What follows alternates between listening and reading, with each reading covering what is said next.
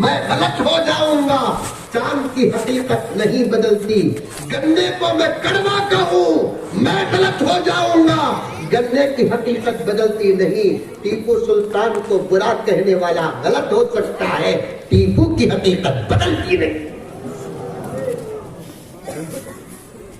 ٹیپو پکا مسلمان تھا، سچا عاشق رسول تھا، عالم دین تھا، شاعر اسلام تھا، نماز کا پابند تھا، قاری قرآن تھا، فقہ جانتا تھا، اور دل میں ملک کی محبت ایسی تھی، اللہ اکبر، اس کی شہادت بھی ملک کے نام پر ہوئی۔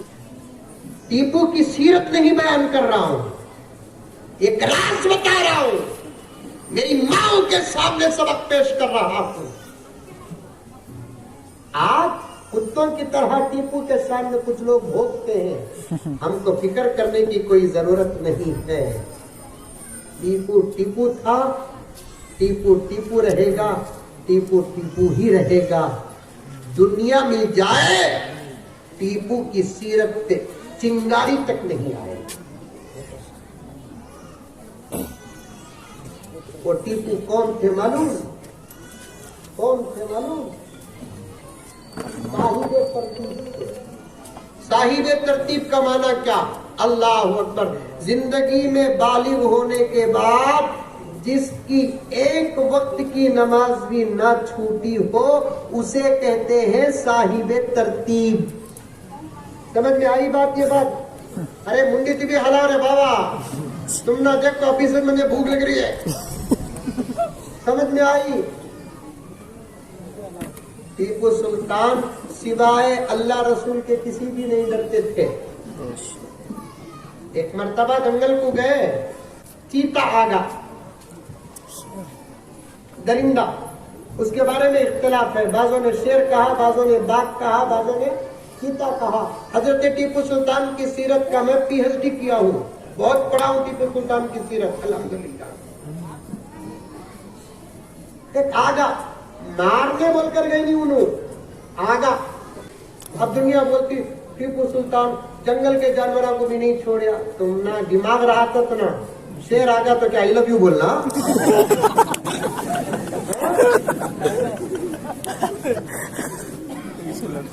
دیوانے کا بیان سنیا بھائی، ٹیپو سلطان اتنا دہشت گرد تھا، جنگل میں جا کر جانوروں کو مارتا تھا، کہیں کو مارتا تھا۔ انہیں گیا بھائی ہمارے دھرم میں کھانے کے جو چیزیں تھے اسے شکار کر کو کھانے کی ہمارے دھرم میں اجازت ہے۔ اس زمانے میں فارسٹ کا کوئی خاص قانون نہیں تھا۔ حضرت ٹیپو سلطان جنگل کو جاتے تھے، جو جانور حلال تھے اسے شکار کرتے تھے، پھر اسے ذبح کر کو کھاتے تھے۔ اچانک شیر آگا تو پھر اسے کیا کرنا؟ جاؤ بولے تو جاتا شیر۔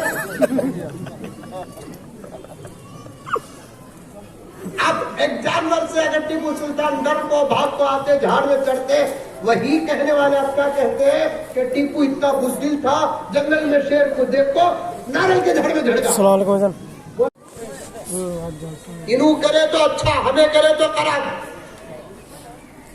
ایک پیپر میں ہمیں ایک لطیفہ پڑھا تھا، جنگل کو ایک مسلمان گیا کرتے، شیر آیا تو مار ڈالا مسلمان۔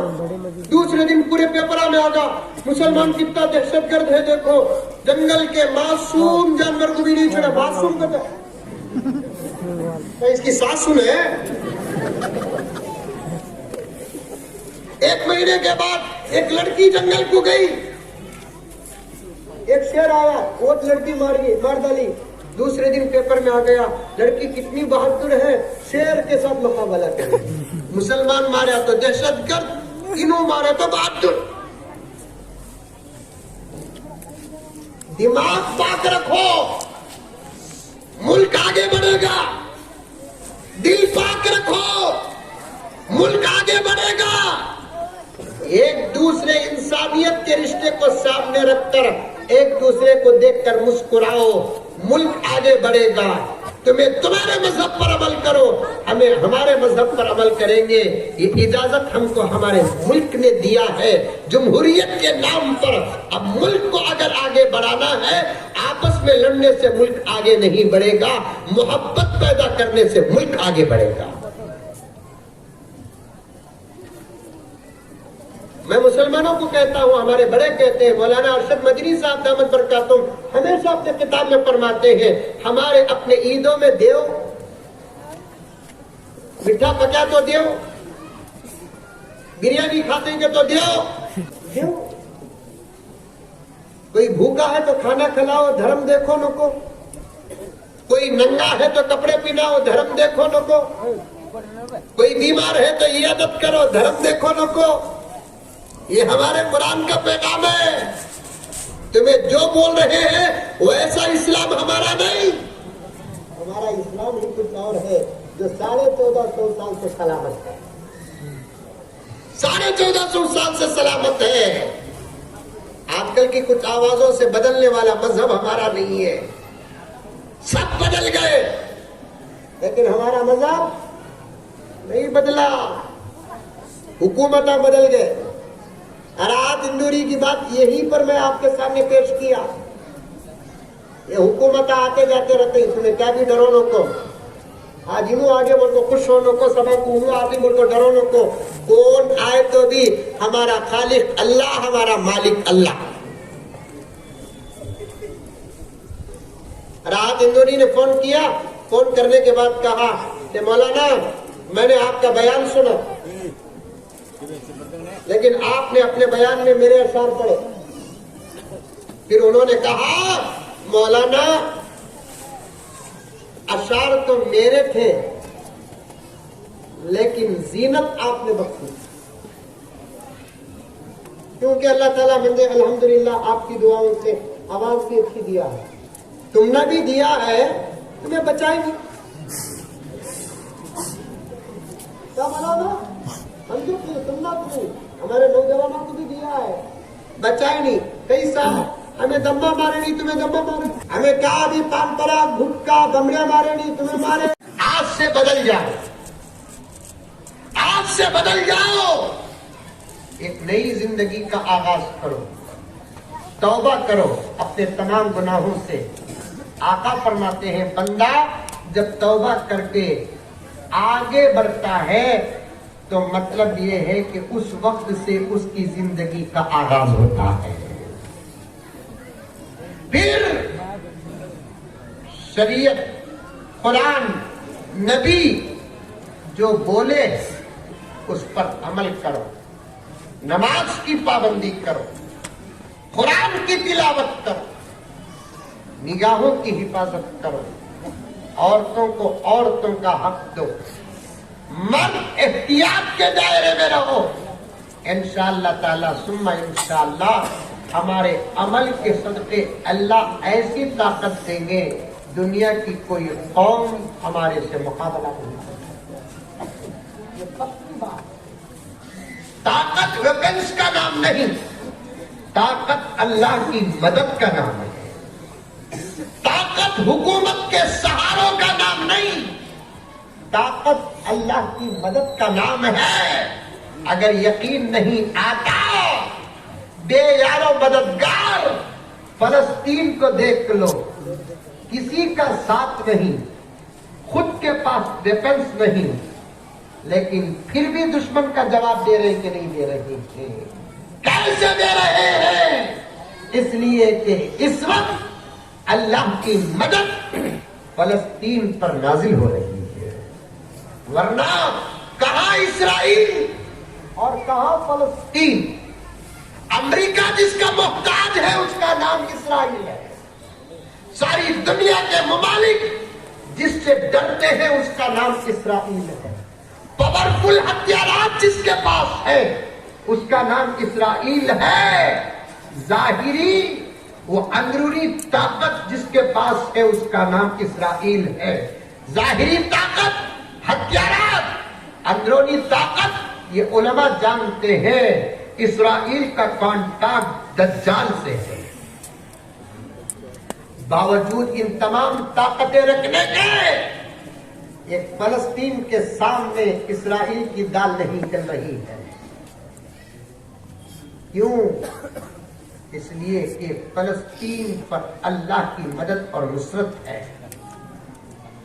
طاقت اللہ کی مدد کو کہتے ہیں, طاقت اللہ کی نصرت کو کہتے ہیں. اور اللہ کی مدد کب آئے گی؟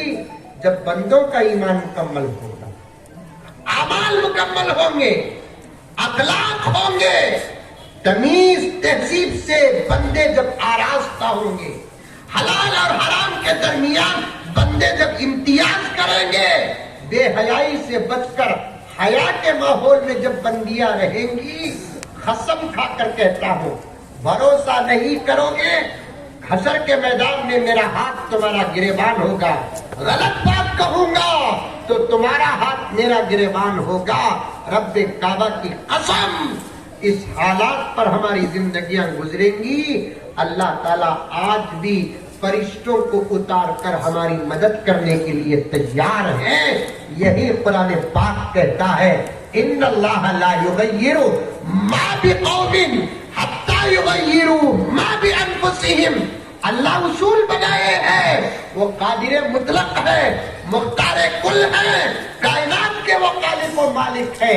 وہ اپنے بندوں کے حالات کو بدلنے کے لیے ایک گرامر بنایا, ایک اصول بنایا, ایک قانون بنایا, ایک لا بنایا اور کہا تم اپنے آپ کو پہلے بدلو, میں تمہاری حالتوں کو بدلوں گا.